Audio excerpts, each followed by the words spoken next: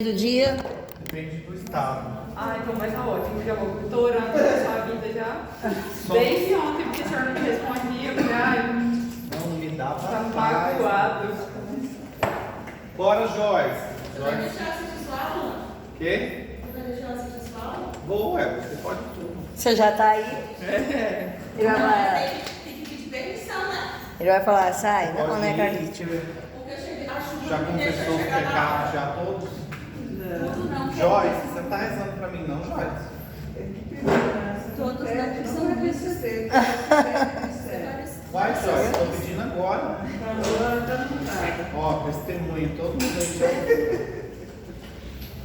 Certo? Vamos lá, seguimos com o nosso grupo corticoides para a gente terminar essa parte, que é importantíssima.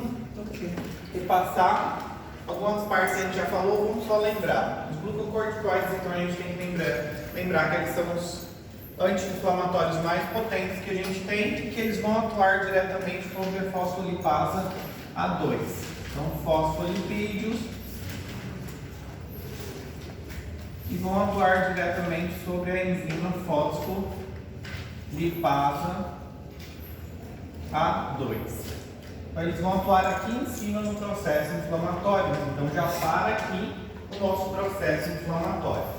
Então, são os anti-inflamatórios mais potentes, de maior potência que a gente tem, são os corticoides. Só que tem que tomar cuidado porque eles causam o quê? Imunossupressão. Então, pacientes imunocomprometidos, a gente tem que tomar um pouquinho de cuidado. Lembrando aqui da potência que a gente falou, de ação mais baixa, aí para o cortisona, moderada a gente tem as prednisonas, prednisolona, metilprednisona, que tem ação moderada, e os mais potentes, a gente tem dexametasona e betametasona, certo? Lembrando as zonas onde eles se encontram, na glândula suprarrenal, na zona glomerular secreta aldosterona, na zona fasciculada cortisol e na zona reticular é onde secreta hormônios de característica sexual. Somente para a gente lembrar em que situações aumenta cortisol no nosso corpo. Exemplo, hipoglicemia, quando a gente hipoglicemia, com quadro de hipoglicemia, aumenta cortisol, hipotensão aumenta cortisol, hipovolemia aumenta cortisol, ou seja, cortisol ele é importantíssimo no nosso corpo, não somente para regular os processos inflamatórios, mas também em outros processos patológicos no nosso corpo, o cortisol vem participando também, principalmente em quadros de hipoglicemia, na produção principalmente de glicose, liberar mais glicose. Qual seria o mal que a gente observa dos nossos corticoides principalmente? Quando a gente fala, dá o nome glucocorticoide, eles têm a ação principalmente de armazenar glucógeno hepático e tem a ação também o quê? Atividade inflamatória. E mineralocorticoide, que eles têm a capacidade de reter tanto sódio como água também, certo? Mas nesse caso a gente precisa levar em consideração as suas ações inflamatórias. Qual seria a ação dele que a gente espera inflamatória aqui? Como eles têm ação poderosíssima inflamatória, anti-inflamatória, eles vão atuar desde aqui nessa cascata aqui em cima, inibindo a fosfolipasa A2.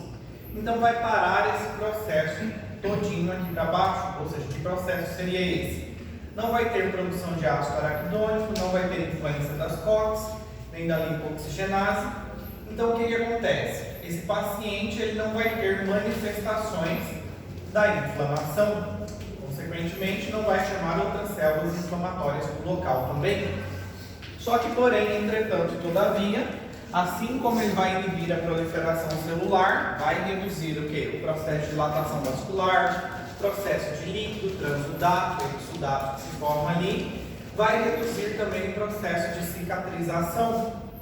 Um paciente que usa corticoide por muito tempo, o processo de cicatrização dele é muito mais lento. Por quê? Atua diretamente sobre os fibroblastos. Atua diretamente sobre os fibroblastos. E qual a principal função dos fibroblastos? Produzir fibras de colágeno e elastina, que são importantíssimas no processo de cicatrização. Então, se não tem essa produção de forma adequada, se não tem processo inflamatório, não vai ter essa secreção de fibras elástica e de colágeno. Então, o processo de cicatrização daquele paciente que usa por muito tempo um corticoide, ele é muito o quê? Ele é diminuído, é pequeno, é menor. Então, ele vai cicatrizar, ele cicatriza, mas o processo de cicatrização dele é muito mais lento, certo? Por quê? Vai inibir todo o processo inflamatório. Outra parte que é importante aqui dos nossos corticoides é que eles vão atuar sobre o músculo esquelético também. De que forma? Principalmente estimula a degradação e inibe a síntese de proteína, catabolismo proteico. E isso, consequentemente, vai fazer o quê? Reduzir a massa muscular do paciente e vai produzir debilidade e fadiga constante nesse paciente. Então, aquele que usa corticoide, a pessoa que usa corticoide por muito tempo, é uma pessoa que ela tem o quê? Uma redução da massa muscular e ela é uma pessoa que a força muscular dela é menor também e ela se sente muito o quê? Fadigada. Isso quando ela toma o quê? Corticoide de forma excessiva.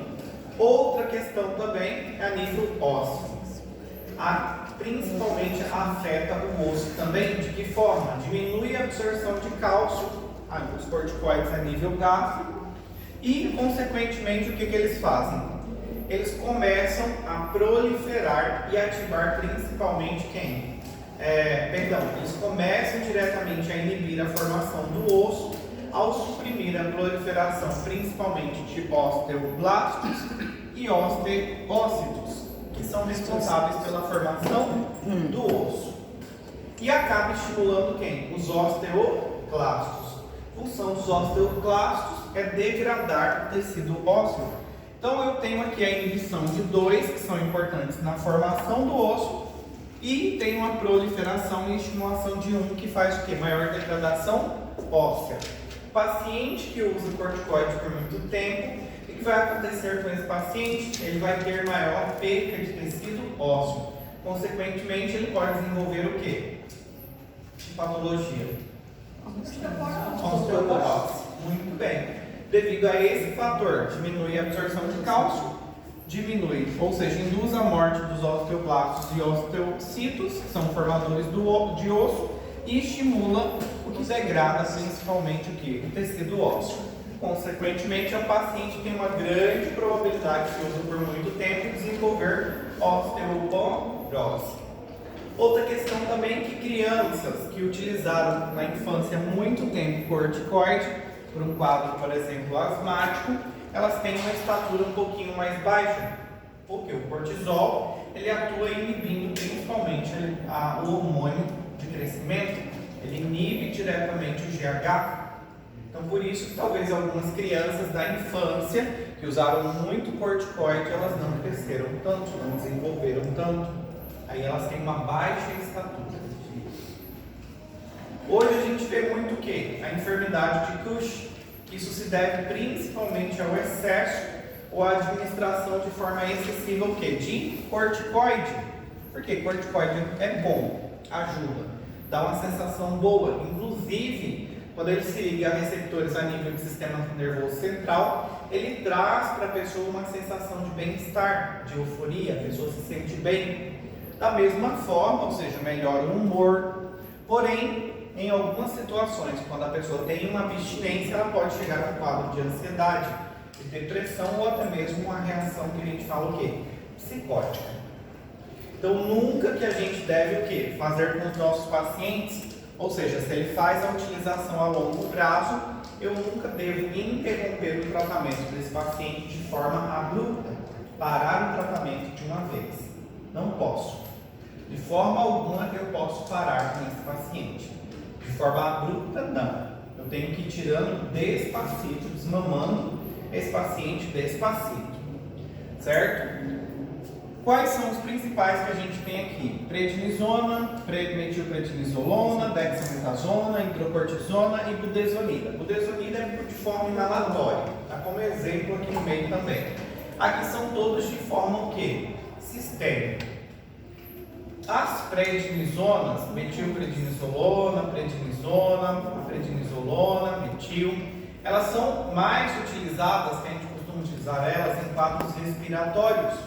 Mas quando o paciente tem alguma enfermidade respiratória, asma, EPOC, crise asmática. Aí normalmente a gente costuma utilizar elas, porque a sua potência a gente fala que é moderada. Pode usar em uma enfermidade inflamatória? Pode. Autoimune? Também, sem problemas. É usado também, certo? Só que elas são mais para quadros o quê? Respiratório, alguma reação alérgica, algo respiratório, a gente acaba utilizando. EPOC, aí a gente vem pensando nas prednisona e metilprednisolona. Por quê? São fármacos de moderada ação, não é tão intensa e nem tão baixa. Agora, em quadros complicados, e onde eu tenho uma inflamação muito grave, a dexametasona, que a potência da dexa é alta. E ela tem aí a gente usa um edema cerebral, uma inflamação muito mais grave e, em alguns pacientes, em náusea por quimioterapia. Mas ele não é antiemético em si, a dexametasona. Mas eu associar ela mais com ondansetrona, aí sim ela tem uma potência eficaz. É associado com outro quê? Com um medicamento que realmente é utilizado para EMES, para vômito. Aí sim a gente costuma utilizar. Porque os pacientes que fazem quimioterapia, eles sentem mal aí 3, 4 dias e eles têm EMES aí por um longo período de dias. 3, 4 dias, não conseguem se alimentar justamente pela carga medicamentosa que eles recebem, quimioterápica. Então aí, para potencializar o efeito do antiemético, a gente muitas vezes soma dexametasona juntamente com ondansetrona ou diretamente com metoclopramida também, seria outra opção, certo? Já a budesonida, a hidrocortisona, perdão, ela como a potência dela é 1 por 1, a gente usa em quadros o quê? De insuficiência adrenal ou em um quadro de sepsis, em um paciente na UTI, ou em quadros de inflamação de forma aguda.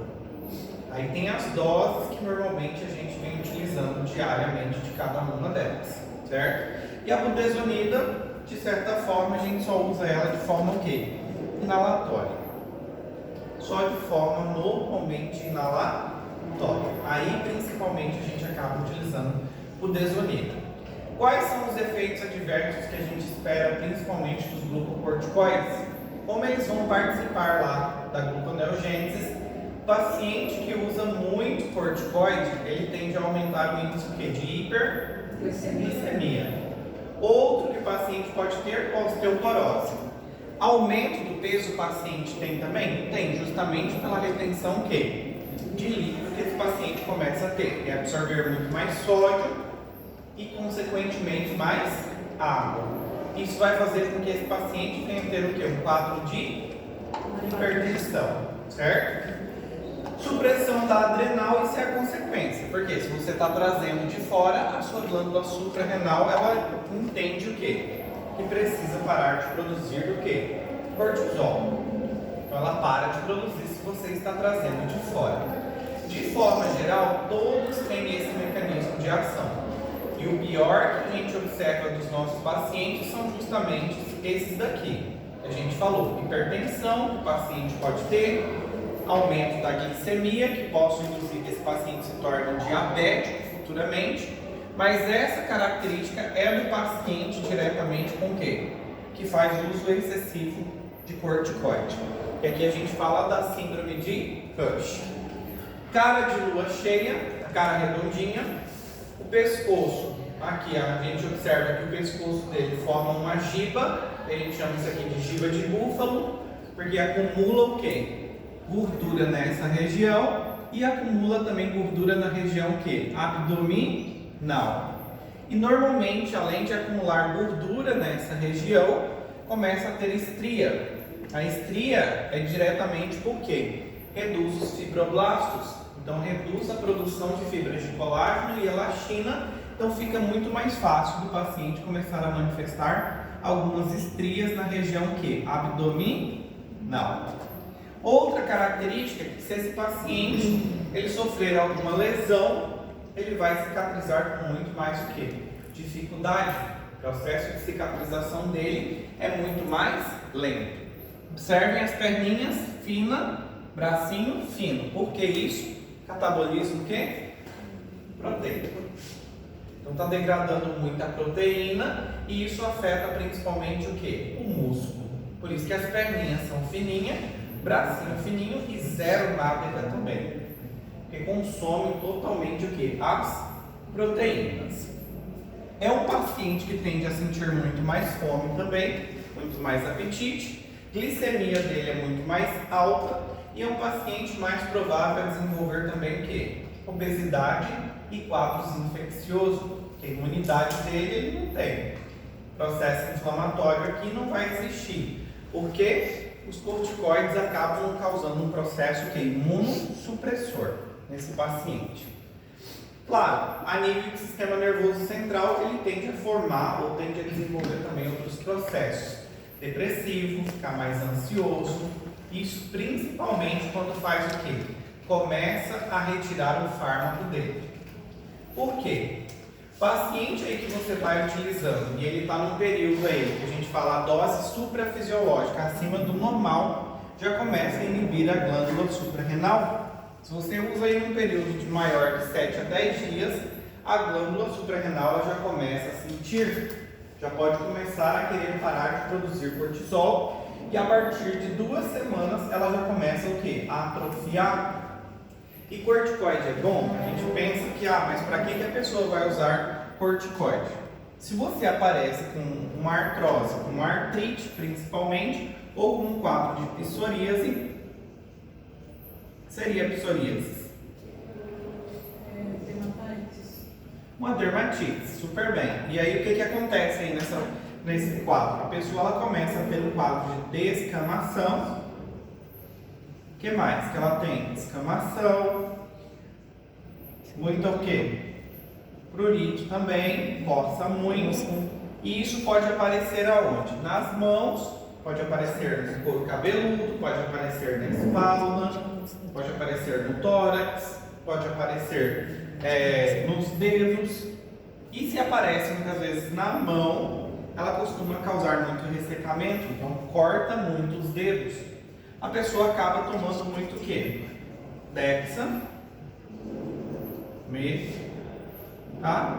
Dexametasona, para justamente o quê? Controlar esse processo.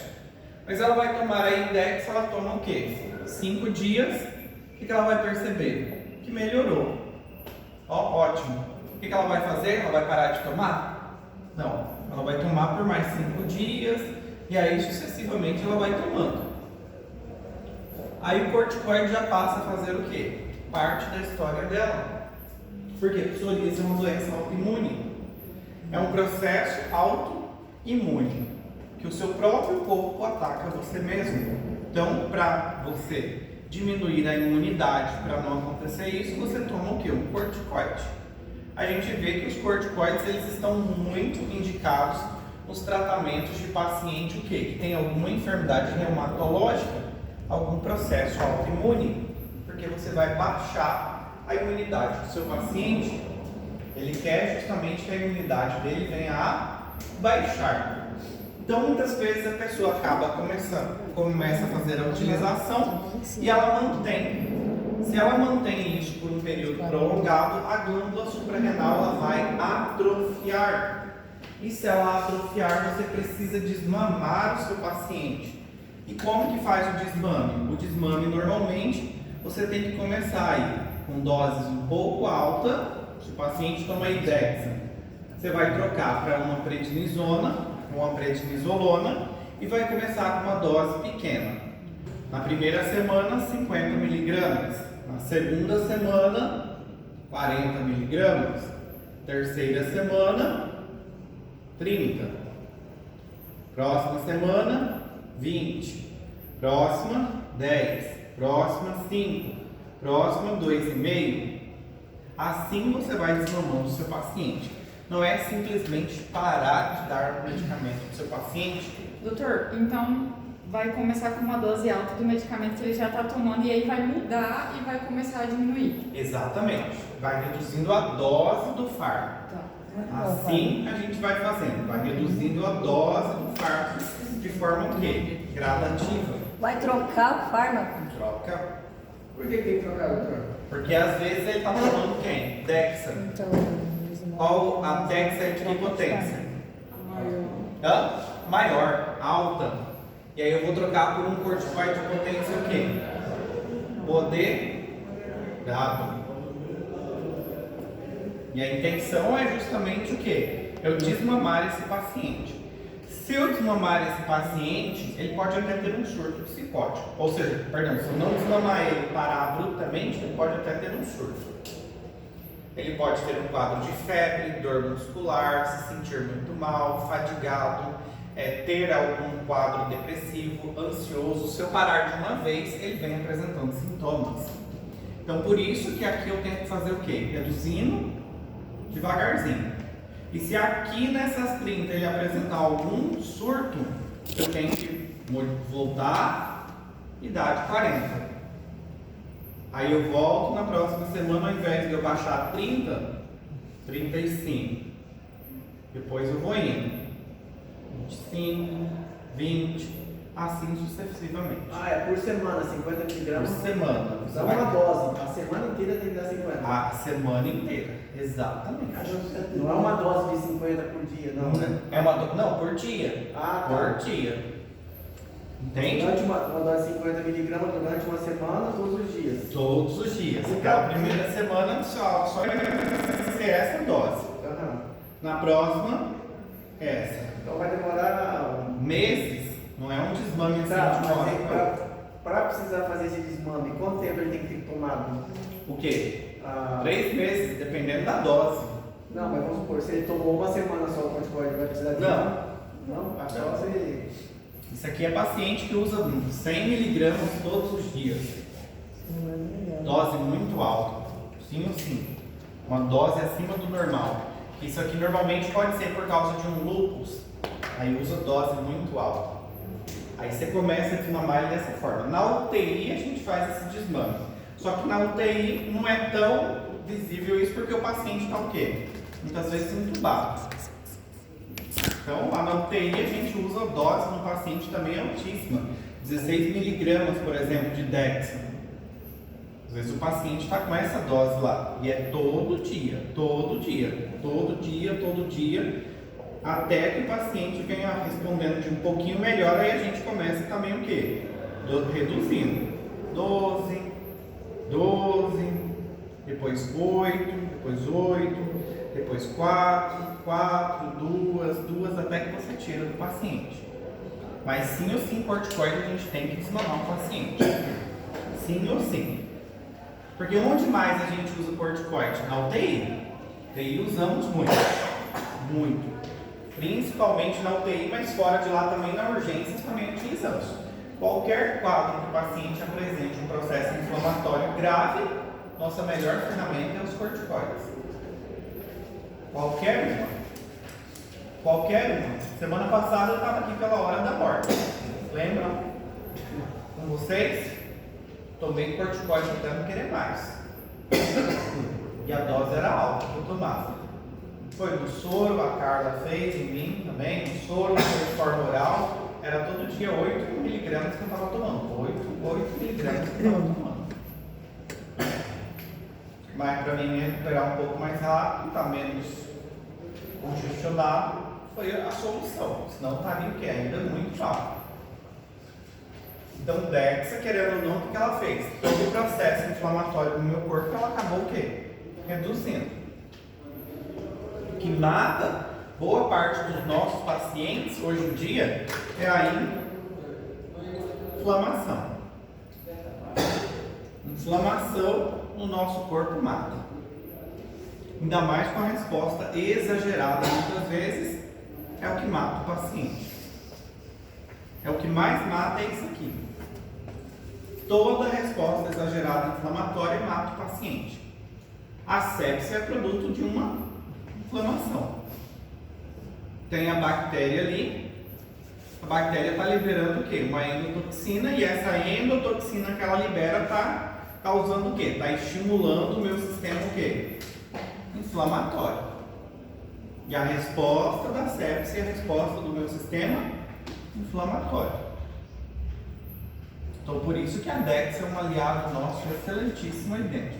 A Dexa que eu falo, os corticoides, de forma geral, dentro do hospital. A gente tem que regular o quê? O processo inflamatório.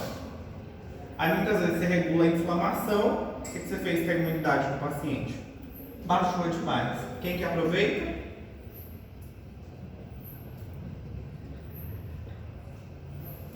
Aí que é o problema, pega uma bactéria mais resistente, difícil de tratar. Aí o paciente às vezes está sem imunidade, está sem inflamação, mas está sem imunidade. Vai embora de alta celestial pela bactéria. Uma gram negativo. É, uma gram negativa, justamente. Então nesse caso, vocês vão ver que no hospital não é tudo mar-de-rosa não. Infelizmente, às vezes o paciente, você vai tentar tampar de um lado, mas você vai descobrir do outro. Mas daí é um problema de cada vez, né? Às vezes você vai limpar de um lado e o outro lado vai sujar ali. Ah, vou tampar aqui esse processo infeccioso do paciente. Tratei a infecção. Consegui eliminar a infecção, qual que é o próximo passo do paciente? Insuficiência renal. Agora lascou o rim. Parou de funcionar. Aí já é outro BO. Mas esse BO se resolve depois. Salvou daqui, complicou daqui. E assim vai indo. Vocês podem ver que a maior parte dos pacientes, eles entram com um diagnóstico e saem com 4. Sai com um quadro dali. Ah, entrou diretamente por um quadro de litíase. Quando vai observar, o paciente já está com litíase, com sepsis, já deu um quadro de sepsis, já deu um barotrauma, e aí vai indo. Pneumonia, sozinho, cara. E aí vai indo os nossos pacientes, certo? Mas os corticoides são nossos aliados. Sim ou sim, é nossos aliados. O que a gente tem que levar em consideração? Só utilizar em quadros que é grave. Só. Porque senão vocês acostumam. É gostoso usar corticoide. Eu digo a vocês que é gostoso. Eu prefiro usar corticoide do que o Mynes, quando eu estou com qualquer processo inflamatório. Mas eu sou médico, né? Eu tenho consciência. Mas se eu estou com uma faringoamigdalite, um quadro de faringoamigdalite, uma dor de garganta, eu já vou logo numa dexametasona. Já vou logo nela. Perder meu tempo com nimesulida. Se eu já tenho mais potente aqui, porque esse é o meu caso. Entende? Isso eu digo a vocês. É viciante. Tem muitas vezes o que acontece, está no hospital, chegou num dia que não está muito bem, a gente não se sente muito bem, o que faz? Pega um soro, faz dexametasona, mais complexo B, mais vitamina C. É o combo, né? É o combo. Você fica o quê? Você trabalha o resto do dia feliz. Melhorou. Doutor, e sem a Dextra? Hã? Sem a Dextra, Pode tomar sem a Dextra. Mas se, por exemplo, é aquele dia que você não está se sentindo muito bem, está sentindo... Sempre quando vai começar a prova, a gente toma. A gente toma, porque dá uma palmeada. Aham. Esses aqui. Não, Sem a Dextra. Não, mas tem essa Tá super não. bem. Tá super bem. Não tem problema vocês tomarem. Dextra. Só comprar o Dextrovit, ele já vem com vitamina C. Sim. Neocebetil também. No Paraguai eu compro só o Dextrovit, aí já vem o complexo B com vitamina C. Não compre. Por quê? Compre do Brasil. Mas por quê? Muito melhor. E qual que é o nome do Brasil? Hã? Neocebetil. Tá, mas por que não compra? Mas é Tomei não é ontem. é Por que não é bom? Hã? comprimido ou é venoso? Venoso. Né? O cebetil é? Neocebetil. Aqui a gente prefere pedir para os pacientes não Vai. comprar essa Dextrovit e Tá comprar a bom. Neocebetil. Mas eu tomava essa Dextrovit, sim. É, A Neocebetil é muito melhor. Ela é da Neoquímica. eu senti mesmo. Por causa de laboratório. A gente fala que é melhor. Mas não tem risco de morrer, não. Não, risco de morrer não. O risco que tem, o que eu estou te falando é que a questão é de formulação. Quantidade, né? Não tá o certo. É, muito melhor. Questão de cuidados, de como se diz, controle. Por isso que a gente prefere na Neocebetil. A gente até pede para comprar a Neocebetil e não a Dextrovit daqui. Muito melhor. E não é caro, acho que é 20, 19 reais. Não sei quanto vocês pagam aqui no Paraguai. Mais caro, 22. Mais caro. É, ela tá nessa faixa também. Vai ser a mesma coisa. Certo? E aí você me falou que esse condutos tem que ser Então, essa eu comprei tudo.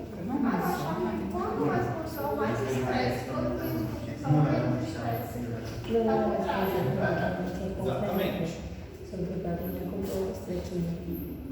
Essa sensação de bem-estar é justamente que seu cortisol está lá em cima. Certo? Certo. Então tá super bem vocês fazerem essa vitamina. Passar no sorinho, tranquilo, endovenoso. Ou se não quiser passar no soro, pode passar direto também. Não. Ela vem 20 ml. Passa na seringa de 20 e passa. Pode direto? Pode. Não faço soro só. Não, pode passar direto também. Mas bem lentamente. Bem devagarzinho. O soro. Sem problemas. É melhor o soro. Pode passar direto. Se quiser fazer com soro, sem problemas também. Certo? A não ser que você vai passar dexametasona junto. É, viu? É só 10.